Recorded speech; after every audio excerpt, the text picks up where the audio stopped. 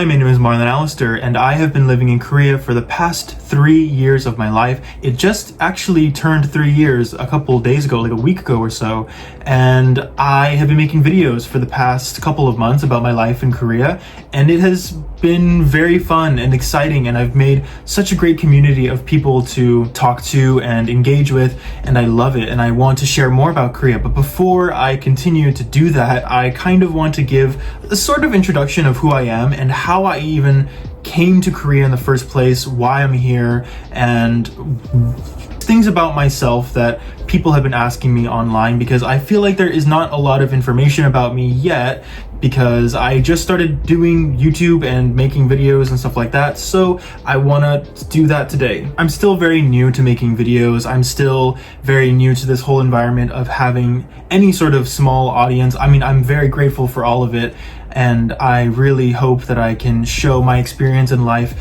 in Korea to the most pure extent and to the most interesting extent possible. I was here not without the intention of making videos at all, but I've had a lot of interest in making videos my whole life. Ever since I was young, I've had so many embarrassing YouTube channels and things that I pursued when it comes to online content. And now, after 3 years of living in Korea, I feel like I have experience that I want to share and explain to people that are interested in coming to Korea or just interested in Korea in general. And this is my experience. This is all my own personal experience. This is not what Korea is going to be like for everyone. But this is how it started. So I was living in America, in Texas. I was going to university. I was in my last year of university. I was working during COVID. I was working in a time that was extremely difficult. I was working full-time in essential jobs, and it was really a draining time in my life. And I think for everyone, it was an extremely hard time for everyone in that moment. And I always wanted to, ever since I was very young, I wanted to travel the world. And I don't think that's a very unique thing, but I grew up very poor. I didn't have a lot of money, so I knew I kind of had to do it all myself. If I didn't do it myself, I wouldn't be able to rely on anyone to get my dreams achieved.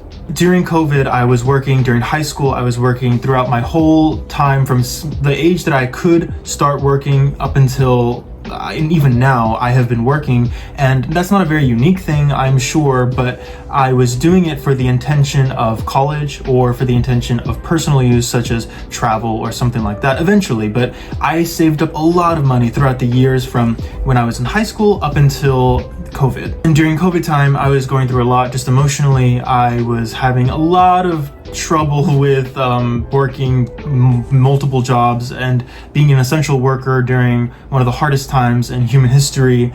And I was looking for ways that I could get out, ways that I could feel like a person again. I wanted to do something that I was always interested in doing, which was learning a language. And my mother is actually from Hungary, and that was my first option, was to go to Germany or Hungary, because I am an actual European citizen as well as an American citizen.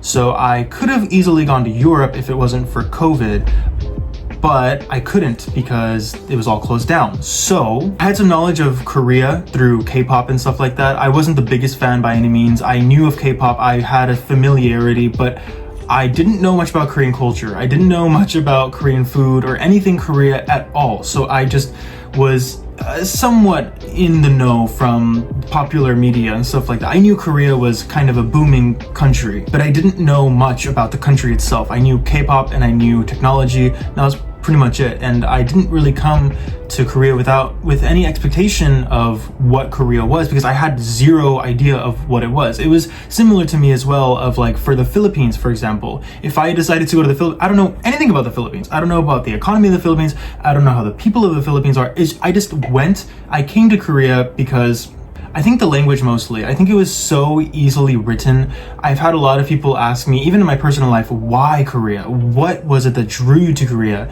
And I don't really have a direct answer for that. I don't think that people really need an answer for why you made your decisions. I don't even have an answer myself.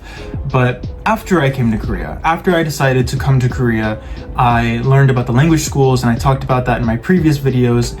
And I fell in love with the country, I fell in love with the people. I've made so many friends, relationships, and so many different things that have changed my perspective of how I want to continue my life going forward. And the language school was a big part of that. Without the language school, without learning Korean, I would never have been able to integrate into the culture as much as I have been able to. Not that I feel like a Korean citizen by any means, but I feel very comfortable living in Korea. I love my life living in Korea. The language school was something that I did for a long time. I kept extending my visa for about like a year and a half, 2 years.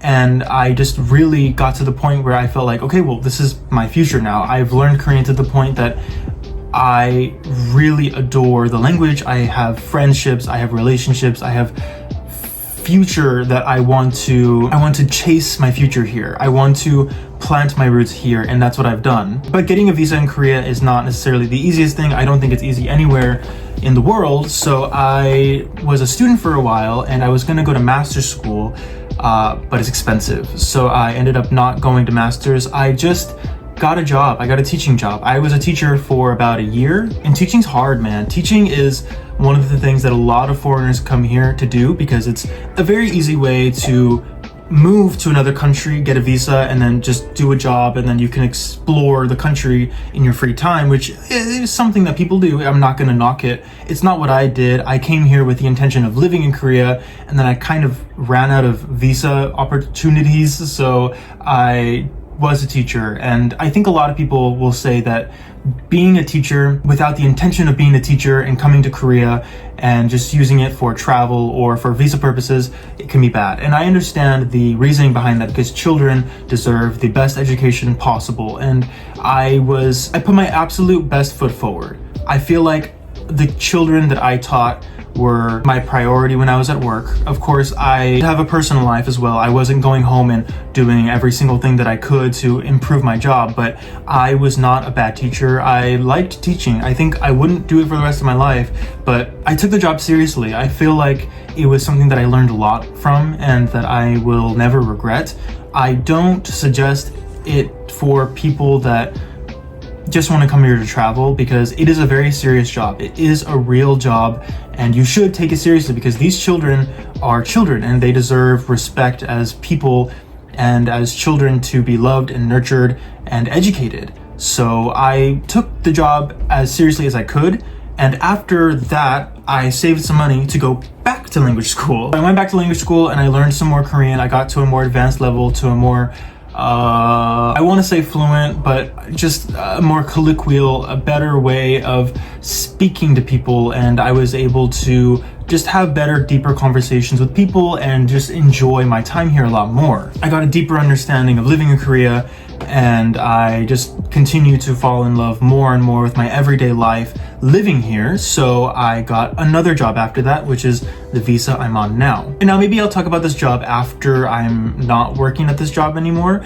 I just feel like my personal life at the moment, I feel comfortable talking about my past, but I feel a bit nervous about talking about what I'm doing at the current moment, just because you never know how people online can be about a lot of things. I want to take care of my personal life, so I'm not going to talk about what I'm doing now, but I may talk about it eventually. But I am working in Korea Monday to Friday, normal job, and I'm making content online now. I've lived a full 3 years here in Korea now of so many different experiences, so many different things that I cannot even begin to put into words of how grateful I am to be living in this country, because I have made a lot of pros and cons videos where I talk about negative parts of living my life here. But that's not to say that I dislike it. I think a lot of people in the comments can be offended by, why would you say negative things about the place you're living in when it's not your home? But I think everything should be open to criticism, as well as myself, as well as a country, as well. Anything should be open to criticism. So when people get angry at me for having these negative criticisms, I just hope these people can understand it's not coming from a place of negativity. I think that I love my life here. I love what I'm doing, and I hope to continue doing great things going forward, such as making content like this or making content online. But that's my life as it is now. I want to continue to show my life here through my eyes. I don't want to give the perspective of all foreigners or all people that come to Korea. This is just my experience. This is the way that I've lived my life, and everyone that has come here has different experiences, and I don't think that it's right to say that what I'm doing is the right way or the wrong way or whatever it is. It's just the way that I'm living my life, and I want to show that to whoever wants to see. I hope that you continue to watch. This is just kind of small introduction of how I came to be here, what it was that brought me here, and how long I've been here, and what my future may look like. And my future looks like I plan to live here for as long as possible. I'm coming up on my resident visa very soon. After that, I will have kind of permanent residency to an extent. But my life is here, and I love my life here, and I just want to continue to show why I love my life here, and even just the bad parts of my life here. Not necessarily Korea's fault or anything like that, just the ups and downs of my everyday life living in a place that I didn't grow up in. And it's a challenge, sometimes it's a challenge, but I continue to grow and learn and love everything about my life, and I hope to be as grateful about my life as I am now in the future. And I hope that this content creation can help show people that things like this are possible if it's something that you want. Because when I was young, I wanted it so bad, and now I'm living this life, and I'm so grateful for it because I put the hard work in, and I've had a lot of great opportunities that have led me to where I am now. Thank you for watching, and I hope you can watch my other content. It's a little bit more fun things over there, more interesting things. This is just kind of me explaining my story of how I came to be here. But yeah, I hope you continue watching, and thank you for watching this if you watched all the way to this point. And thank you for continuing to support if you do, and I'll see you next time.